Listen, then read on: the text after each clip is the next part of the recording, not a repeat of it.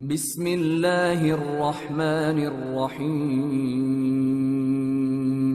شروع اللہ کا نام لے کر جو بڑا مہربان نہایت رحم والا ہے۔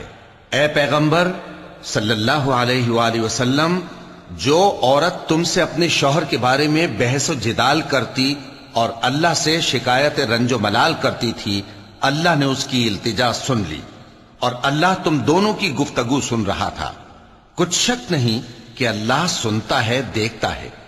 جو لوگ تم میں سے اپنی عورتوں کو ماں کہہ دیتے ہیں وہ ان کی مائیں نہیں ہو جاتی، ان کی مائیں تو وہی ہیں جن کے بطن سے وہ پیدا ہوئے۔ بے شک وہ نامعقول اور جھوٹی بات کہتی ہیں، اور اللہ بڑا معاف کرنے والا ہے، بخشنے والا ہے۔ اور جو لوگ اپنی بیویوں کو ماں کہہ بیٹھیں پھر اپنے قول سے رجوع کر لیں تو ان کو قربت سے پہلے ایک غلام آزاد کرنا ضرور ہے۔ مومنو، اس حکم سے تم کو نصیحت کی جاتی ہے اور جو کچھ تم کرتے ہو اللہ اس سے خبردار ہے۔ اب جس کو غلام نہ ملے وہ قربت سے پہلے لگاتار 2 مہینے کے روزے رکھے، پھر جس کو اس کا بھی مقدور نہ ہو اسے 60 محتاجوں کو کھانا کھلانا چاہیے۔ یہ حکم اس لیے ہے کہ تم اللہ اور اس کے رسول کے فرما بردار ہو جاؤ، اور یہ اللہ کی حدیں ہیں، اور نہ ماننے والوں کے لیے درد دینے والا عذاب ہے۔ جو لوگ اللہ اور اس کے رسول کی مخالفت کرتے ہیں وہ اسی طرح ذلیل کیے جائیں گے جس طرح ان سے پہلے لوگ ذلیل کیے گئے تھے، اور ہم نے صاف صاف آیتیں نازل کر دی ہیں، اور جو نہیں مانتے ان کو ذلت کا عذاب ہوگا۔ جس دن اللہ ان سب کو جلا اٹھائے گا تو جو کام وہ کرتے رہے ان کو جتائے گا۔ اللہ نے وہ سب کام لکھوا رکھے ہیں اور یہ ان کو بھول گئے ہیں، اور اللہ ہر چیز سے واقف ہے۔ کیا تم کو معلوم نہیں کہ جو کچھ آسمانوں میں ہے اور جو کچھ زمین میں ہے اللہ کو سب معلوم ہے؟ کسی جگہ 3 شخصوں کی سرگوشی ہوتی ہے تو اللہ ان میں چوتھا ہوتا ہے، اور جہاں 5 آدمیوں کی سرگوشی ہو تو وہ ان میں چھٹا ہوتا ہے، اور نہ اس سے کم یا زیادہ مگر وہ ان کے ساتھ ہوتا ہے، خواہ وہ کہیں ہوں۔ پھر جو جو کام یہ کرتے رہے ہیں قیامت کے دن اللہ سب ان کو بتائے گا۔ بے شک اللہ ہر چیز سے واقف ہے۔ اے پیغمبر صلی اللہ علیہ وآلہ وسلم، کیا تم نے ان لوگوں کو نہیں دیکھا جن کو سرگوشیاں کرنے سے منع کیا گیا تھا، پھر جس کام سے منع کیا گیا تھا وہی پھر کرنے لگے؟ اور یہ تو گناہ اور ظلم اور پیغمبر صلی اللہ علیہ وآلہ وسلم کی نافرمانی کی سرگوشیاں کرتے ہیں، اور جب تمہارے پاس آتے ہیں تو اللہ تعالیٰ کے بتائے ہوئے الفاظ کے بجائے دوسرے الفاظ میں تمہیں دعا دیتے ہیں، اور اپنے دل میں کہتے ہیں کہ اگر یہ واقعی پیغمبر ہیں تو جو کچھ ہم کہتے ہیں اللہ ہمیں اس کی سزا کیوں نہیں دیتا؟ اے پیغمبر صلی اللہ علیہ وآلہ وسلم، ان کو دوزخ ہی کی سزا کافی ہے، یہ اسی میں داخل ہوں گے اور وہ بری جگہ ہے۔ مومنو، جب تم آپس میں سرگوشیاں کرنے لگو تو گناہ اور زیادتی اور پیغمبر کی نافرمانی کی باتیں نہ کرنا، بلکہ نیکوکاری اور پرہیزگاری کی باتیں کرنا، اور اللہ سے جس کے سامنے جمع کیے جاؤ گے ڈرتے رہنا۔ منافقوں کی سرگوشیاں تو شیطان کے اکسانے سے ہیں، جو اس لیے کی جاتی ہیں کہ مومن ان سے رنجیدہ ہوں، مگر اللہ کے حکم کے سوا ان سے انہیں کچھ نقصان نہیں پہنچ سکتا۔ تو مومنوں کو چاہیے کہ اللہ ہی پر بھروسہ رکھیں۔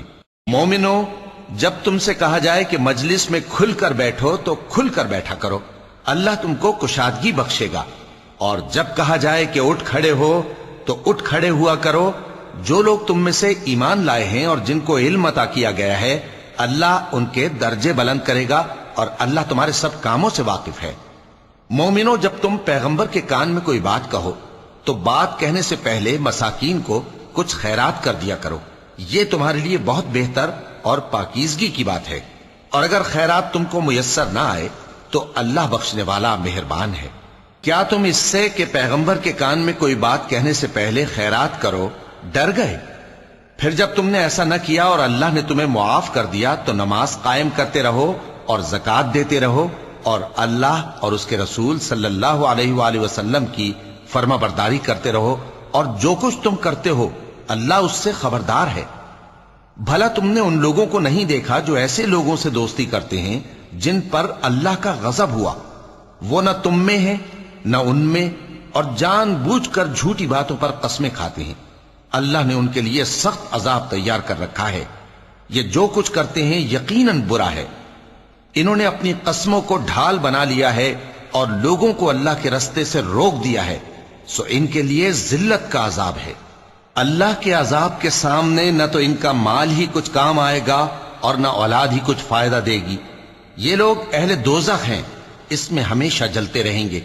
جس دن اللہ ان سب کو جلا اٹھائے گا تو جس طرح تمہارے سامنے قسمیں کھاتے ہیں اسی طرح اس کے سامنے بھی قسمیں کھائیں گے اور خیال کریں گے کہ ایسا کرنے سے کام چل جائے گا۔ سنو، یہی تو ہیں جھوٹے۔ شیطان نے ان کو قابو میں کر لیا ہے اور اللہ کی یاد ان کو بھلا دی ہے۔ یہ لوگ شیطان کا ٹولہ ہیں، اور سن رکھو کہ شیطان کا ٹولہ ہی نقصان اٹھانے والا ہے۔ جو لوگ اللہ اور اس کے رسول صلی اللہ علیہ وآلہ وسلم کی مخالفت کرتے ہیں وہ نہایت ذلیل ہوں گے۔ اللہ نے یہ بات لکھ دی ہے کہ میں اور میرے پیغمبر ضرور غالب رہیں گے۔ بے شک اللہ زور آور ہے، صاحب اقتدار ہے۔ جو لوگ اللہ پر اور روز قیامت پر ایمان رکھتے ہیں تم ان کو اللہ اور اس کے رسول صلی اللہ علیہ وآلہ وسلم کے دشمنوں سے دوستی کرتے ہوئے نہ دیکھو گے، خواہ وہ ان کے باپ یا بیٹے یا بھائی یا خاندان ہی کے لوگ ہوں۔ یہ وہ لوگ ہیں جن کے دلوں میں اللہ نے ایمان کو نقش کر دیا ہے اور اپنے فیض سے ان کی مدد کی ہے، اور وہ ان کو بہشتوں میں جن کے نیچے نہریں بہہ رہی ہیں داخل کرے گا، جن میں وہ ہمیشہ رہیں گے۔ اللہ ان سے خوش اور وہ اللہ سے خوش۔ یہی لوگ اللہ کی جماعت والے ہیں۔ سن رکھو کہ اللہ کی جماعت والے ہی کامیاب ہوں گے۔